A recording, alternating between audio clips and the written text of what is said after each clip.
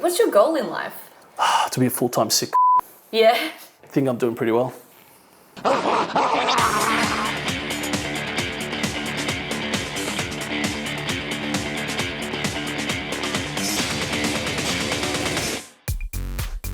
If you were on the internet in the late noughties, you may have come across this guy, Zyzz, who pioneered bodybuilding culture in Australia. Alongside his older brother Chestbrah, Zyzz coined the terms "you myron brah" and "shredding for stereo." After his meteoric rise to fame, Zyzz passed away in 2011 at just 22 years old. A well-known Sydney bodybuilder has died after collapsing in a sauna in Thailand. We caught up with Chestbrah to talk about his brother's legacy and what it was like growing up as one of Australia's OG influencers. How has the aesthetics movement, since you and Zyzz kind of started it, how's that evolved? It's so fruitful now, like to see the amount of guys in the fitness industry that are following in the footsteps of me and Az. You know, they're living the party life, they're going to festivals. Is that like shredded for stereo? Yeah, you know, these memes and these things you would have heard about, they all came through Sydney, they all came here in Australia, and they all started with me and Az.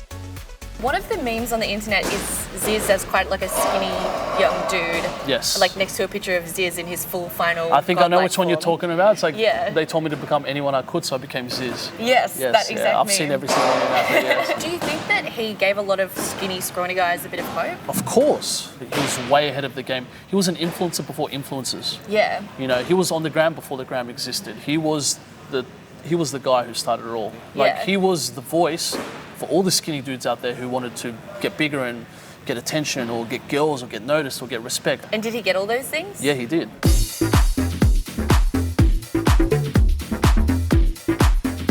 So I've asked you to train me to become aesthetic. I know you said 3 months. 3 months. Do you reckon we can do it in 30 minutes?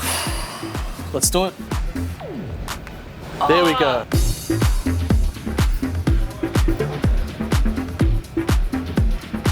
And as you're doing it, you want to raise the jaw of the gods.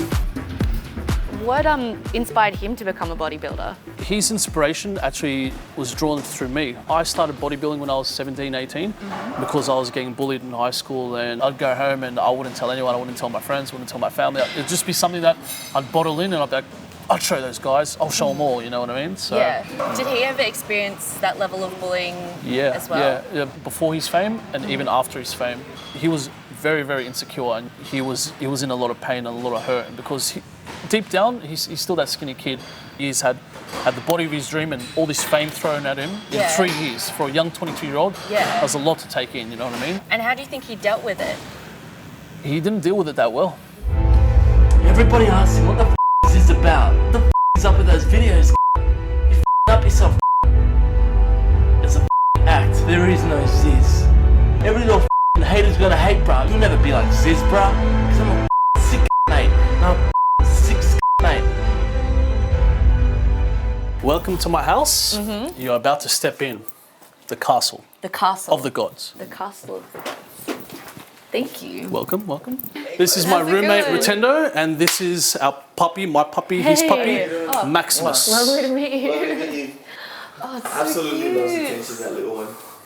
So this is one of the places where I keep my merch. Okay.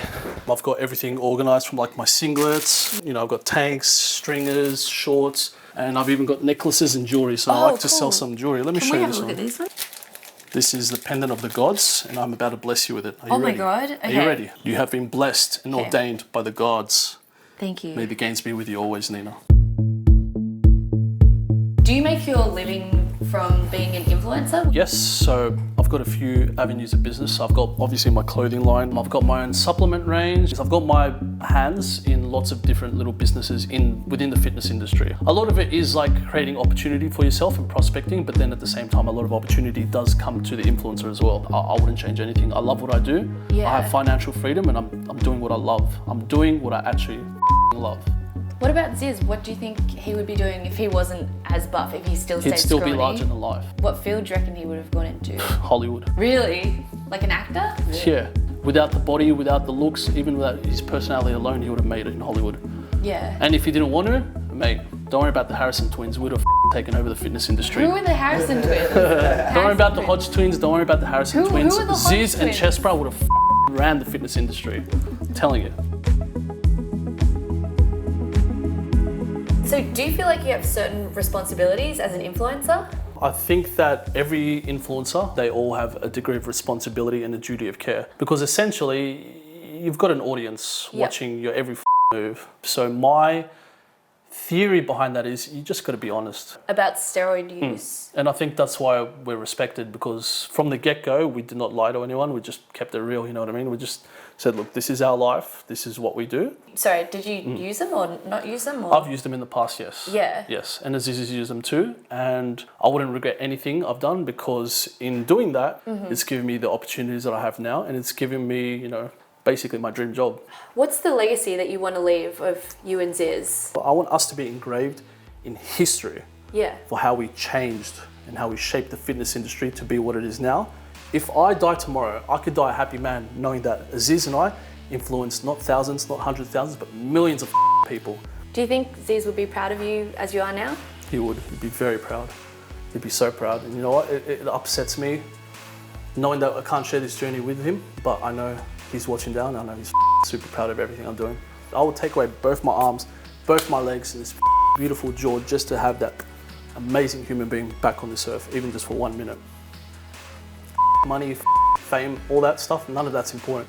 Family, friends, those are the people that are going to stick around you for life. Do you think he would have changed it? Like if you could ask him? Of course, he would want to be around. He would have slowed down. Like, he was smart. He would have wisened up and realized, like, I just got to chill out. But it's a lot to take in for a 19-year-old, that amount of fame to hit you that hard. Because of that pressure, you started using more drugs, more steroids. Catch-22, you can look at this like these guys drove him to do all the shit that he did. That's why he's in the grave. Honestly, if you're not ready for it, fame can really you up.